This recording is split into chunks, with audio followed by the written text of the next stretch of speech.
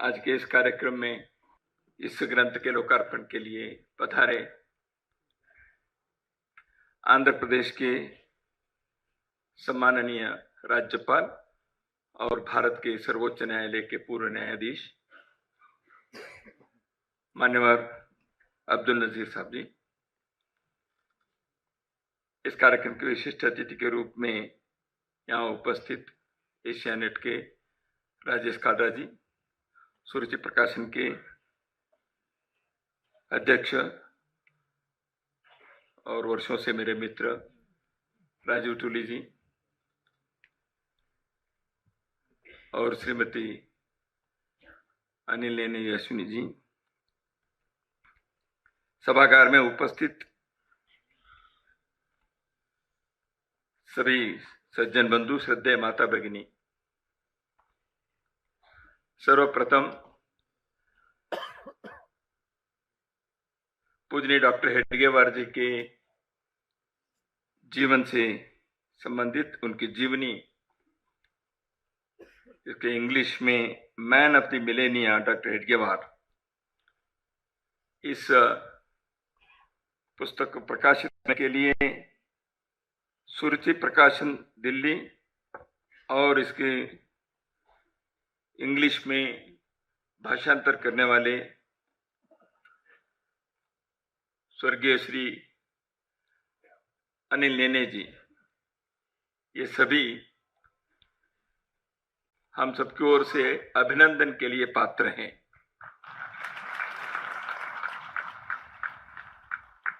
सुरुचि प्रकाशन के बारे में राजू जी ने कहा ही है। श्री अनिल लेने जी के बारे में संक्षेप में यहाँ कहा गया। मान्य अनिल लेने जी से कई वर्षों तक मेरा संपर्क संबंध रहा। इंग्लैंड के मेरे प्रवास में भी, भारत में जब भी वो आते, विशेष करके पुणे में थे और अन्य स्थानों पर आए, कार्य करते करते वो इस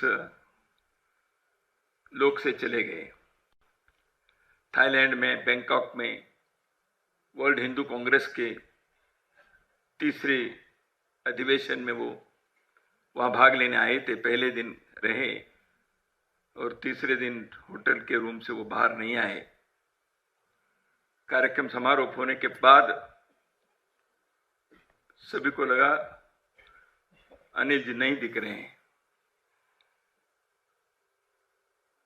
तो तब तक परिस्थिति अपने नियंत्रण से बाहर हो गई थी। वो इस लोक से हमेशा के लिए चले गए। इसलिए राजू जी ने ठीक ही कहा, आज के पुस्तक के लोकार्पण एक दृष्टि से स्वर्गीय अनिल लेने जी की स्मृति में श्रद्धांजलि भी है। वैसे उनको इस कार्यक्रम में स्वयं उपस्थित रहते तो हमारा आनंद ज्यादा होता। भाभी जी यहाँ आए हैं,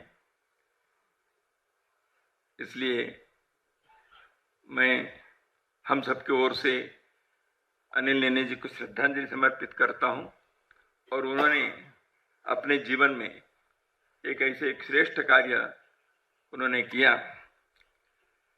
और इंग्लिश में नाना पालकर जी की जो लेखनी से, कलम से जो अधिकृत दृष्टि से डॉक्टर साहब की जीवनी प्रकाशित हुई 50 के दशकों में, तब तक डॉक्टर जी के स्वर्गवास होकर 10-12 साल हो गए थे, उससे ज्यादा हो गए थे। उससे पहले एक छोटी सी पुस्तिका डॉक्टर जी के बारे में, उनके देहांत के पश्चात क्रिया सिद्धि सत्य मातानोपकरणे, इस शीर्षक से छपी थी, बहुत छोटी थी। डॉक्टर जी के बारे में नाना पालकर जी ने बहुत शोध करके डॉक्टर जी के जीवन में उनके साथ जो कार्य किए, जो तब जीवित थे ऐसे लोगों से मिलकर, या डॉक्टर जी के पत्र जो मिले उसके आधार पर, उन दिनों में समाचार पत्रों में जो मिला था उसकी दृष्टि से उन्होंने तो एक अधिकृत डॉक्टर हेडगेवार चरित्र इस नाम से मराठी से उन्होंने प्रकाशित किए। हिंदुस्तान के हर भाषा में पिछले दशकों में उसका अनुवाद हुआ था। अंग्रेजी में किसी ने पहले एक दो बार प्रयत्न तो किए थे, किसी न किसी कारण से वो पूर्ण नहीं हो पाया और अंग्रेजी अनुवाद के बारे में भी थोड़ा सा समाधान नहीं हुआ था। अनिल नेने जी ने प्रयास किया। वैसे अंग्रेजी में दो विशेष रूप से मैं उल्लेख करूंगा। दो पुस्तकें अंग्रेजी में आए हैं। Doctor Hedgewar the epoch maker, माननीय एच.वी. शेषाद्रि जी जो संघ के माननीय सरकार्यवाह रहे हैं, जीवन भर प्रचारक रहे, वो सीधा लेखक थे। उन्होंने एक पुस्तक लिखी, लेकिन वो पूर्ण नहीं था इसके आधार पर, लेकिन अंग्रेजी में एक दृष्टि से अधिकृत ग्रंथ के नाते वह उपलब्ध है। दूसरे पुस्तक नाना पालकर जी को उस समय किसी न कारण से जो शोध कार्य में उनको उपलब्ध नहीं हुआ होगा, उनके पास संसाधन कम होंगे, वो कितने कर पाए मैं तो नहीं जानता, लेकिन अधिक रूप से जैसे बताया एक ऑथेंटिक बायोग्राफी तो है ही, लेकिन कई नई जानकारी के साथ इस सभागार में उपस्थित है हमारे मित्र प्रोफेसर राकेश सिन्हा जी ने डॉक्टर हेडगेवार के बारे में एक जीवनी उन्होंने लिखी, वो प्रकाशित है। इंग्लिश में भी है, हिंदी में भी है और कई भाषाओं में उसका भी अनुवाद हुआ है। संघ के बहुत सारे अध्ययनशील लोग, संघ के कार्यकर्ता अधिकारियों में राकेश सिन्हा जी के उस पुस्तक के बारे में विशेष रूप से उन्होंने उल्लेख किया, क्योंकि नाना पालकर जी को जो कुछ बातें उस समय उपलब्ध नहीं हुई होगी वो इसमें आए राकेश सिन्हा जी की। इसलिए मैं एक दृष्टि से कहूंगा, नाना पालकर जी की जो पुस्तक अभी जो आज लोकार्पण हुआ है इंग्लिश, राकेश सिन्हा जी की पुस्तक और माननीय शेषाद्रि जी की पुस्तक, तीनों मिलकर 3 वॉल्यूम्स के मिलकर डॉक्टर हेडगेवार जी की जीवनी पूर्ण हो जाती है, ऐसे मानना चाहिए। तो इसलिए मैं ये कह रहा हूं, आप पढ़िए, वो दोनों भी पढ़िए। वैसे देखा है तो आज मेरा भाषण वैसे यहां बहुत प्रासंगिक नहीं है। क्यों? मैं संघ के कार्यकर्ता हूं और साल भर संघ के बारे में बोलता ही रहता हूं, इसलिए मैंने कहा मुझे आज मुख्य भाषण नहीं करना है। अभी राजेश जी काला जी ने संघ के बारे में उनके अनुभव के आधार पर कुछ बातें बताई। हम संघ के लोग ऐसे लोग हैं, इतने शुष्क हैं, हम धन्यवाद भी नहीं देते। तो हमको लगता है ठीक है, अच्छी बात है, आपने संघ को इतने समझ लिया नजदीक से, तो कि संघ को दूर से समझने के प्रयत्न मत करो, संघ में आओ, देखो, संघ के लोगों से नजदीक से देखो, देखो, आपको ठीक नहीं लगा तो चले जाओ। तो ऐसे कई बार हम कहते हैं। तो संघ के समझने के लेकिन दिल ज्यादा चाहिए, क्योंकि संघ उस प्रकार के व्यक्ति के कारण बना हुआ है। डॉक्टर हेडगेवार केशवराव उनके नाम था, बलिराम पंत उनके पिताजी का नाम था। नागपुर में उस समय उनके जन्म हुआ जब देश के अंदर अंग्रेजों के राज चल रहा था। नागपुर ऐसे एक केंद्र था, कई प्रकार के देश के मुक्ति के लिए, स्वतंत्रता संग्राम के कई प्रकार की धाराओं के लोग नागपुर में उपलब्ध थे। उन सबके कारण एक वातावरण भी ऐसा बना था। उस वातावरण में डॉक्टर सबका जन्म हुआ और डॉक्टर जी जन्मजात देशभक्त थे। उनके व्यक्तित्व के संदर्भ में यदि विचार करें तो वो किसी प्रतिक्रिया से देशभक्ति उनके नहीं थी। यहां अंग्रेज राज चला रहे हैं इसलिए देशभक्ति, ऐसे नहीं। उनके देशभक्ति इस राष्ट्र में हम जन्मे हैं तो ये अपना ऋण है, हमारा कर्तव्य है। तो इसलिए he was a born patriot and uncompromising patriot and an active patriot. और इसलिए उनके वाणी में वह देशभक्ति धड़कती थी। उनके संपर्क में आए हुए लोग देशभक्ति के उस स्फूर्ति को, प्रेरणा को लेकर ही जाते थे। ऐसे कई उदाहरण हैं। तो डॉक्टर साहब के पूरे जीवनी तो यहां मैं नहीं बताऊंगा। इस पुस्तक के संदर्भ में कुछ बातें डॉक्टर जी के बारे में आपके सम्मुख रख रहे हैं। तो डॉक्टर जी के एक व्यक्तित्व के बारे में, विचार के बारे में, उन्होंने जो कार्य किया उसके बारे में और उनके जीवन का संदेश, इसको हम थोड़ा सा देखें। डॉक्टर जी ने एक संगठन प्रारंभ किया जो आज विश्व में अध्ययन के एक विषय बना हुआ है। Every year there are books being published on the movement called Rashtriya Swayamsevak Sangh. And the people who are studying the RSS are not the Swayamsevaks of the RSS. Many people who may be identified as the outsiders. RSS doesn't consider anyone to be outsider. However, in order to make my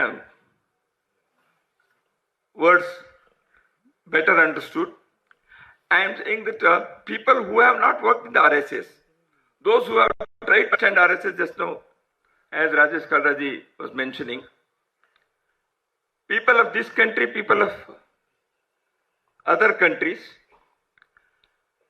they have come out with books on RSS. संघ के कार्य के संदर्भ में, संघ के विचार, philosophy के बारे में, संघ ने समाज में क्या बदलाव लाया है, इसके बारे में बहुत सारे लोगों ने पुस्तक लिखे हैं। पिछले एक दशक में more than dozen books have come out. The founder of RSS passed away in the year 1940. देश स्वतंत्र होने के 7 साल पहले स्वर्गवास हो गया।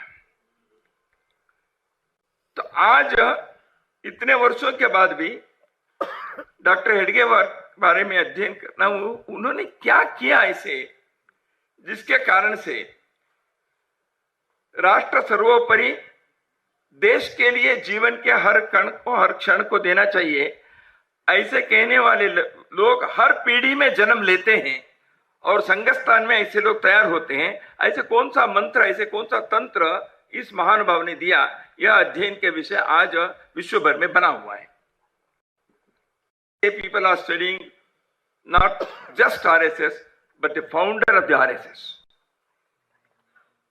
लेकिन डॉक्टर हेडगेवार कैसे थे? उन्होंने कहा मैं फाउंडर नहीं हूं और मैं कोई नया काम नहीं कर रहा हूं। डॉक्टर हेडगेवार जी ने कभी यह नहीं कहा मैंने आरएसएस का प्रारंभ किया है। उन्होंने जिस दिन संघ को प्रारंभ किया, अपने घर के ऊपर के कमरे में 16 लोगों के सामने उन्होंने कहा हम लोग आज संघ का कार्य प्रारंभ करेंगे। उस दिन संघ का नाम भी राष्ट्रीय स्वयंसेवक संघ नहीं बना। 6 महीने के बाद संघ के कार्यकर्ता जो उनके सहयोगी थे उन सबको बिठाकर उन्होंने पूछा अपने कार्य का नाम क्या रखा जाए। And democratically it was decided that it will be राष्ट्रीय स्वयंसेवक संघ। तो फिर उन्होंने 4 महीने के बाद और एक बताया, आपको संघ का उद्देश्य क्या होना चाहिए, आपको क्या लगता है, लिख के लाइए। तो फिर संघ के गुरु कौन होने चाहिए, इसकी चर्चा की। उन्होंने कभी अपने को गुरु नहीं माना, किसी व्यक्ति को गुरु नहीं माना। उन्होंने कहा व्यक्ति कितने भी बड़े हो, आज ऐसे हैं कल ऐसे हैं, दोस्त दिखते होंगे, और देखने वालों के मन में कैसे हैं ऐसे गुरु दिखते हैं। इसलिए उन्होंने कहा भगवद्वज गुरु है। एक विशिष्ट प्रकार के सोच के व्यक्ति थे। तो इसलिए उन्होंने ये नहीं कहा मैं कोई नया कार्य प्रारंभ कर रहा हूं, उन्होंने कहा मैं कोई नया कार्य प्रारंभ नहीं कर रहा हूं। भारत में अपने समाज को यहां के प्राचीन संस्कृति परंपरा के आधार पर युगानुकूल संदर्भ में इस समाज को संगठित अवस्था में लाने का प्रयत्न हर युग में होता रहा है। उसी कार्य को मैं आज इस संदर्भ में प्रस्तुत करना चाहता हूं।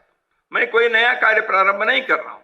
He did not claim any credit for founding a new organization.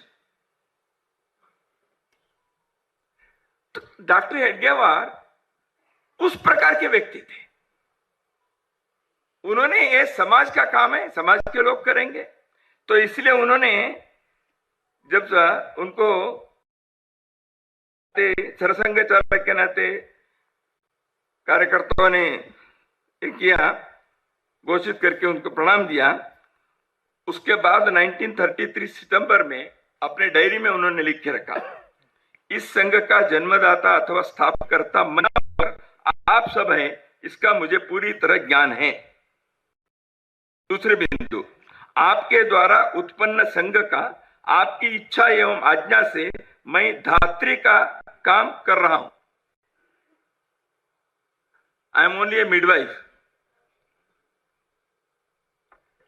इसके आगे भी आपकी इच्छा और आज्ञा होगी, तब तक यह काम मैं करता रहूंगा तथा यह काम करते हुए कितना आए और मानापमान सहन करने की बारी आई तो भी मैं अपना पांव पीछे नहीं हटाऊंगा।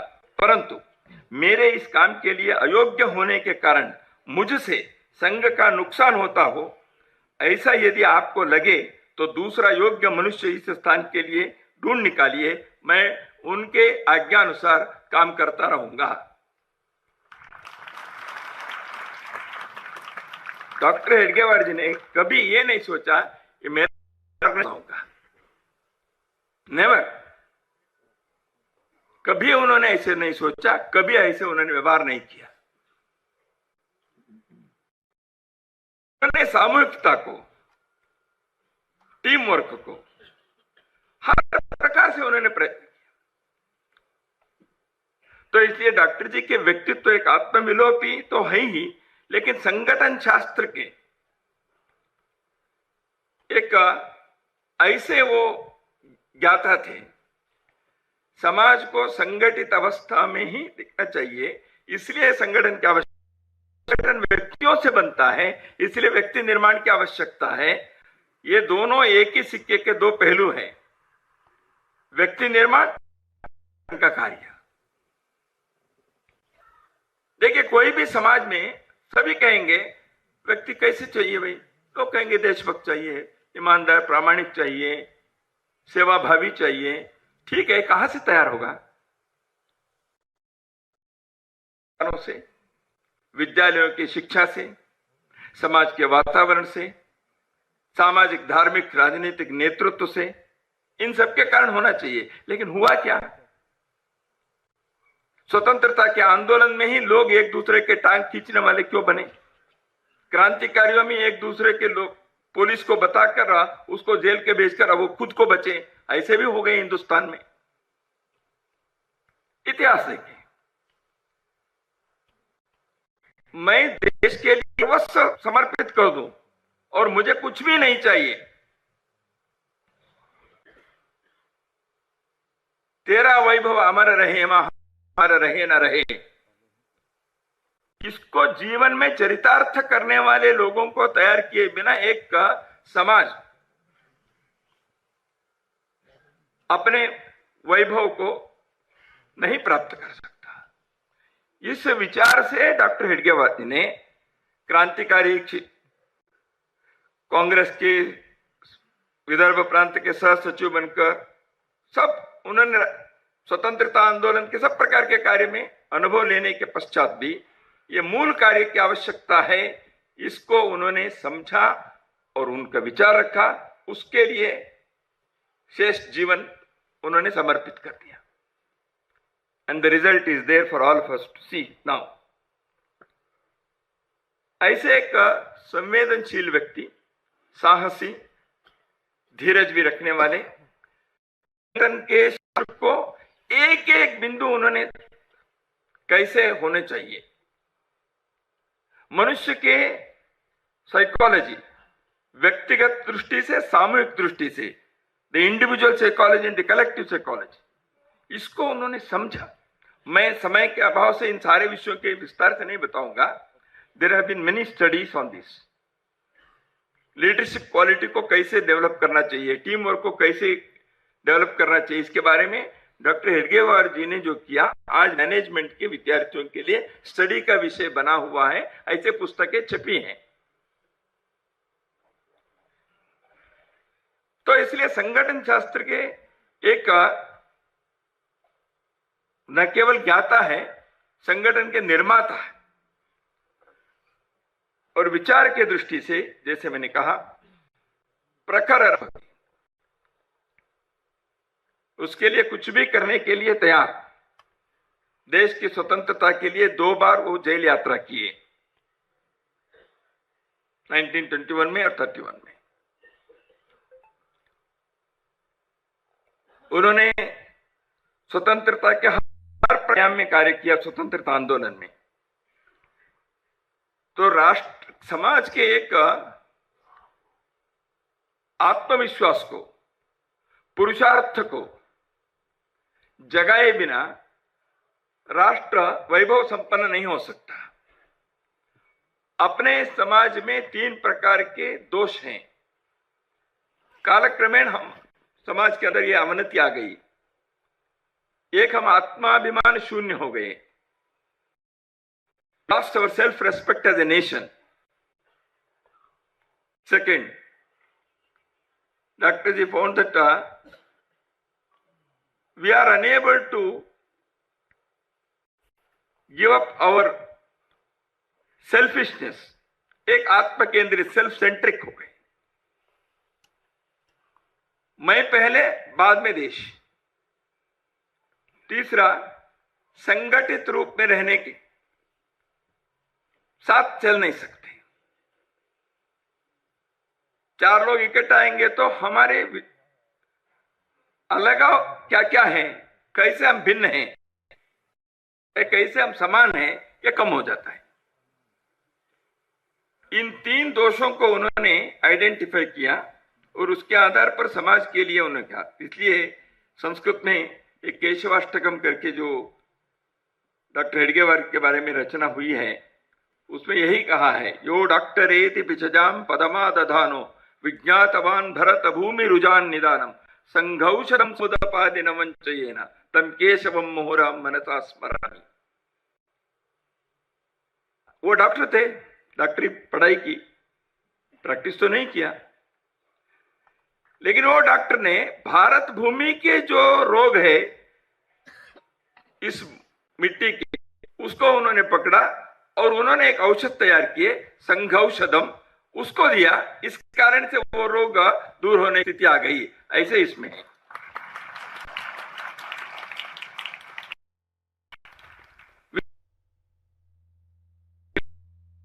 सारे कार्य किए। बाल्य विवाह के उन्होंने रोकने के लिए स्वयं आगे खड़े रहे, गो रक्षा के लिए गए।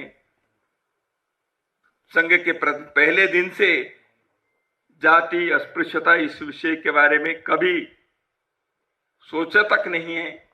इतना ही नहीं, डॉक्टर हेडगेवार जी ने सामाजिक समरसता के लिए किया। डॉक्टर बाबा साहेब अम्बेडकर पुणे में डॉक्टर जी के साथ उन्होंने चर्चा संवाद किए। बाद में संघ के मंच से कार्यक्रम में बाबा साहेब अम्बेडकर चालुक्य जी ने उसको अपने डायरी में रिकॉर्ड करके किया है। स्वतंत्रता के बारे में डॉक्टर हेडगेवार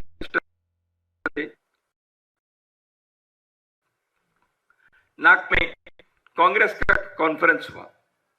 कांग्रेस अधिवेशन में व्यवस्था में थे, स्वागत समिति में थे, और उस समय 30-31 साल की आयु उनकी थी। वो सब लोग मिलकर नेशनलिस्ट यूनियन करके एक मंच बना था। उन लोगों ने एक सभा की। कांग्रेस के लिए 2 प्रस्ताव नागपुर के रिसेप्शन कमेटी के ओर से उन्होंने उसके सामने रखा। Resolution number 1 that was proposed by doctor Hedgewar, वो था राज्य के घोषणा करें अपने अधिवेशन में ऐसे विशुद्ध स्वातंत्र्य, ऐसे उन्होंने लिखा है। होम रूल वगैरह नहीं, विशुद्ध स्वातंत्र्य। अंग्रेज यहां से जाना चाहिए, हम अपने देश को हम संभालेंगे। ये कांग्रेस के रेजोल्यूशन तब तक नहीं हुआ था, उसमें भी नहीं हुआ, तो उन्होंने ये विचार रखा। दूसरे उन्होंने कहा, जो अपने को विशेष रूप से गौर करने की बात है, दूसरे प्रस्ताव उन्होंने जो रखा था वो है, कांग्रेस ये तय करे कि भारत में प्रजातंत्र की स्थापना करके विश्व के देशों को पूंजीवाद के चंगुल से मुक्त करना चाहिए। यानी he had a global vision that the India's freedom is not just for the liberation of the people of India, but it is for something more. We have to liberate, emancipate those countries who are also suffering because of the colonial capitalist forces. ये उन्होंने कहा। बाद में लाहौर कांग्रेस में जब पूर्ण स्वराज की घोषणा रावी नदी के तट पर नेहरू जी ने प्रस्ताव रखा, उसको 26 जनवरी के दिन को उन्होंने राष्ट्रीय स्वयंसेवक संघ के सभी शाखाओं में उस विषय को आनंद दिए, भाषण होने चाहिए, कांग्रेस का अभिनंदन देकर प्रस्ताव पारित करो, ऐसे उन्होंने पत्र भेजा पूरे देश के अंदर, और संघ के शाखा में ऐसे कार्यक्रम हुए। That was doctor Hedgewar. तो इसलिए डॉक्टर हेडगेवार जी की कई, तो मैं सभी केस में नहीं जाऊंगा। डॉक्टर हेडगेवार जी के बारे में उनके जीवन का संदेश क्या है, श्री गुरुजी गोलवलकर जी ने ये जो पुस्तक आज जिसके लोकार्पण हुआ है, उसके मूल परिश्रमी एवं कर्मठ जीवन से सर्वसाधारण व्यक्ति को एक आशादायी संदेश मिलता है।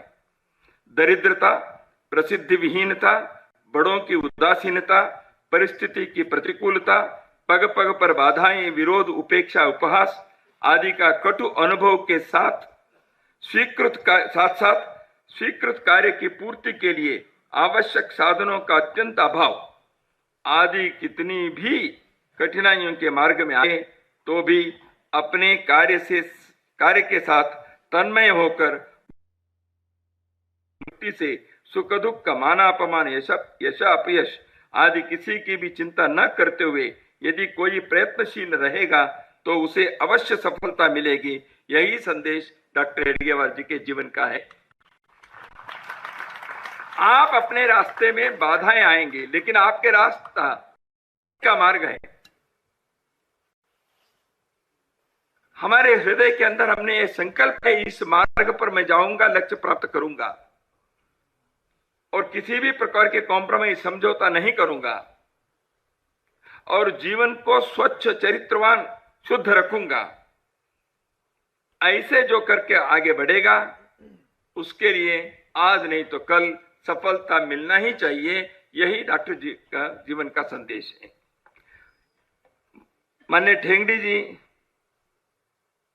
12 साल यहाँ पार्लियामेंट में राज्यसभा सदस्य रहे। ठेंगड़ी जी लेबर फील्ड के बड़े लीडर थे। बहुत सारे लोगों से उनका संपर्क आता था। बालकृष्ण जी करके एक कम्युनिस्ट लीडर थे। डॉक्टर जी के जन्म शताब्दी के संदर्भ में 1989 देश भर में डॉक्टर जी के चित्र वगैरह लगाया सब लोगों ने पूछा ये कौन है?